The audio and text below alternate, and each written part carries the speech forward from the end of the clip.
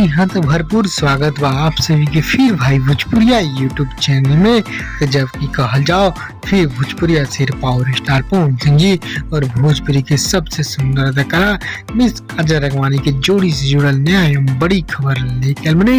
उनकी काजल राघवानी भी खुद अपना मुंह से कह दली पवन सिंह मेरा हीरो है। जी हाँ, उनके कहल जाओ पवन काजल के जोड़ी तब भोजपुरी फिल्म में बहुत कम आयल बा, लेकिन जितना बार भी आयल बा सब भी बार सबसे हिट साबित हुआ, सबसे ब्लॉकबस्टर और सबसे पॉपुलर। जी हाँ, उनकी अब काजल राघवानी वही फिल्म से धर्मा छोड़ गए गुजरात और गुजरात अपना होम टाउन से कैली है ढेर सारा खुलासा जो उनकी वीडियो कॉल से बात हुई करी है फोन से पवन सिंह जी से और अपना नया प्रोजेक्ट है वही पर नया खुलासा कैली है। वही आप लोग अभी नया जानकारी की रिपोर्ट ले गए क्योंकि फिर काजल राघवानी पवन सिंह जी वाहवाही कर देवे नया खुलासा। जी तो सारा कुछ जाने में डिटेल साथ पूरा वीडियो अंत तक देखी।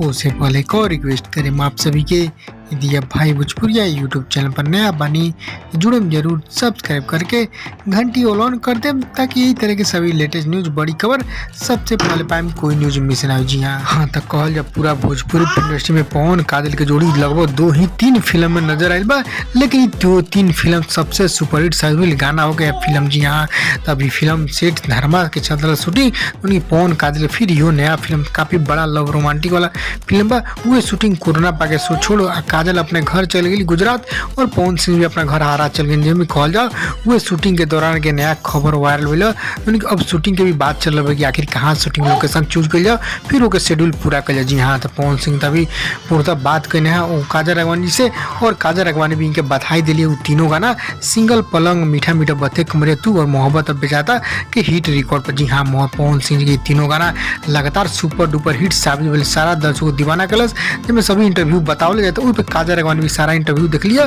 तो पवन सिंह जी से वीडियो कॉल पे बात कर लिया और बधाई दिली। जी हाँ, तो आप सब बता दी पवन सिंह फेवरेट माने ली कर दिली खुलासा। पवन सिंह उनके फेवरेट माने वो कहने खुलासा। तो आप लोग की जोड़ी कैसा लगला, जोड़ी पसंद पर लाइक करें शेयर करें खूब।